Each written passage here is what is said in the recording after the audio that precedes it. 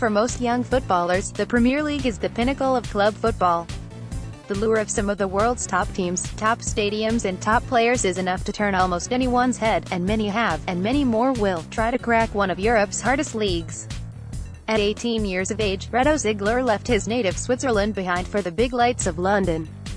The youngster had worked his way through the Grasshopper youth system, breaking into the first team at just 16 before going on to make over 40 appearances, and all of a sudden he was big news.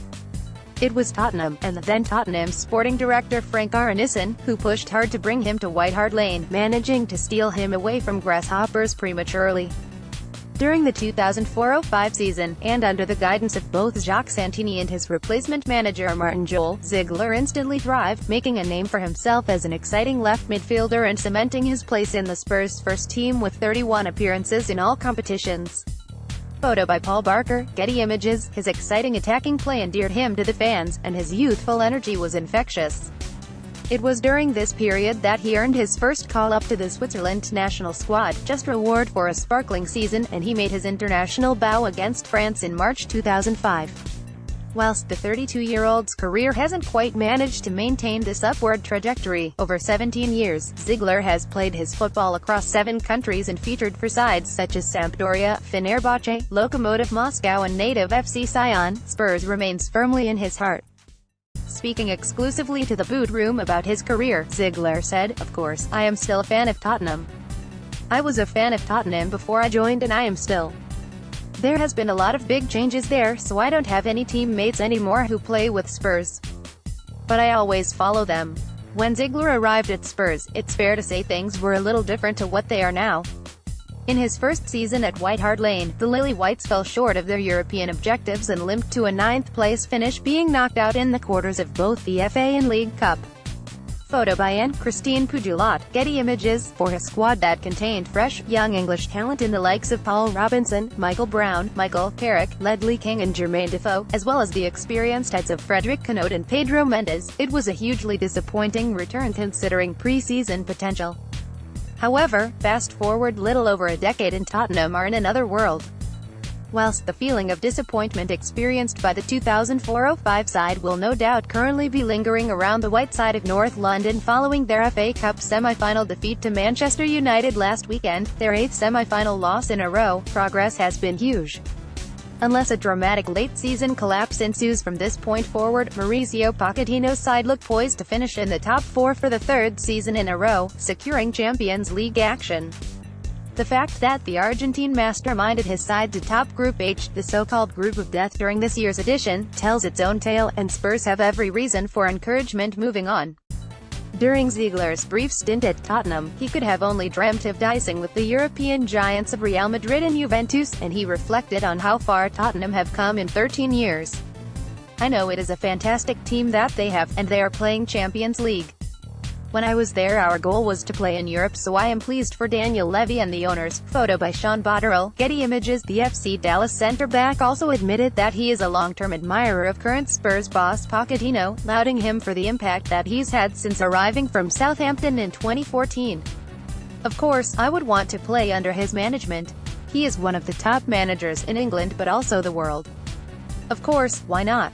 I hope Tottenham keep him because I know there is a lot of interest for him." Ziegler's time in England, whilst short, extended further than just White Hart Lane though. During his second year in the Premier League, he was loaned out to Wigan mid-season, where he made 5 starts and 5 substitute appearances as the Latics finished 10th, their best ever return.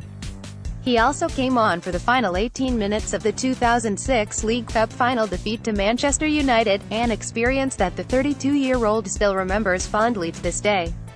"That was really good. I was on loan from Tottenham. I was at Hamburg in Germany but they did not let me play as much as I wished, so Tottenham sent me to Wigan and it was fantastic." Paul Jewell was the coach. "We passed Arsenal in the Cup and went to the final against Manchester United, and also in the league we had a few nice games. It was a nice experience for me." Despite only making a handful of appearances for Wigan before being recalled back to his parent club in London, Ziegler reserved high praise for Jewell's impact on his career as a young footballer. "I have great memories. Paul Jewell was a fantastic coach for me." Photo by Clive Mason, Getty Images. Whilst his time in England was short and sweet, it symbolizes a memorable period for Ziegler. As well as earning his first major exposure as a professional. His impressive debut campaign at Tottenham caught the eye of the then Switzerland national coach Jakob Kuhn. At the age of just 19, he was awarded a spot in the Swiss squad for World Cup qualifiers against both France and Cyprus, being given his full debut in a battling 0-0 draw with the 1998 FIFA World Cup winners at the potentially daunting Stade de France, no mean feat for someone making their bow. Since that day, Ziegler has represented his country 35 times over 13 years. This is a period that has spanned inclusion in the previous 2 World Cup squads and, although he won't be in Russia for his 3rd tournament, he insisted that he'll be keeping a keen eye on his country's efforts as they face up to Brazil, Costa Rica and Serbia in a competitively looking Group E. Switzerland currently sit, somewhat surprisingly, 6th in the world rankings, ahead of giants like France, Argentina and Spain, and Ziegler reckons they could be the dark horse of the tournament. "I think they have a good chance. They play against Brazil. This will be the most important game. If we don't lose that game, Switzerland will go through." A large part of Switzerland's sustained success on an international level over the past few years has come directly from Stoke City's Xherdan Shaqiri, who became the 50th player to score a World Cup hat-trick when he achieved the feat against Honduras in 2014. Whilst the former Bayern Munich talisman has struggled on a domestic front this season with his Stoke side facing relegation, his individual displays have often provided some rare moments of joy. Photo by Lawrence Griffiths, Getty Images. Ziegler believes that he could be the driving force in the summer. "I am obviously a big fan of the way he plays and also he is my close friend. I know he is struggling with his team, so I wish they can stay in the Premier League and he can show what he can do on the field because he is, for me, the best Swiss player at the moment. He's a guy who makes a difference. He's the main player we have to create in Switzerland." It's not just Shaqiri that has impressed Ziegler, either. Whilst he was taking to the field alongside the likes of Defoe, Keane and Cano during his time at Tottenham, Spurs have the small matter of Harry Kane leading the line, and Ziegler admitted his admiration of the 24-year-old, believing that he could be the one to lead England's summer charge. "I am happy for England also because he's a fantastic striker. He's very effective in front of goal. Players like him you do not find everywhere, so I am sure England will do really well at the World Cup thanks to him." Yet, whilst Ziegler will undoubtedly have a vested interest in how Switzerland get on when the FIFA World Cup gets underway in less than 50 days' time, his priorities still firmly lie in domestic football. There were rumors flying around in the Swiss media over the previous summer that Ziegler would potentially return to British shores at either Celtic or Leeds United, bringing his 16 years of experience from Europe to the dressing room, but he reiterated that these rumors were just that. "You always hear of agents who call you, but no, I never had something concrete on the table. Yes, I heard some names of teams but nothing really serious." Instead of sourcing a route back into the English game, Ziegler has a new challenge at hand.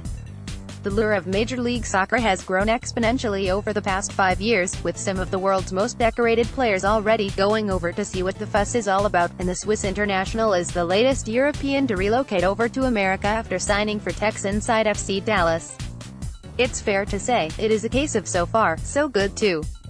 After a shock 2-legged defeat to Panama Minos Toro FC in the CONCACAF Champions League signaled a disappointing start, both Ziegler and FC Dallas have responded in fine style to remain unbeaten in the Western Conference after 6 games, conceding just the 3 goals in 540 minutes. Photo by Christoph Simon, Getty Images. Their defensive record, the best across the MLS, is testament to the partnership that Ziegler is growing alongside USA international Matt Hedges, providing solid foundations in the Dallas defense. While the former Swiss international's career may not have quite panned out in the way he wanted after the speed of his breakthrough at Tottenham, and in the Premier League, he's more than content where he is now. The signs are looking good for FC Dallas at present, and Ziegler will want to squeeze out all of that 15-year experience as his new side look to conquer the MLS for the very first time in their history.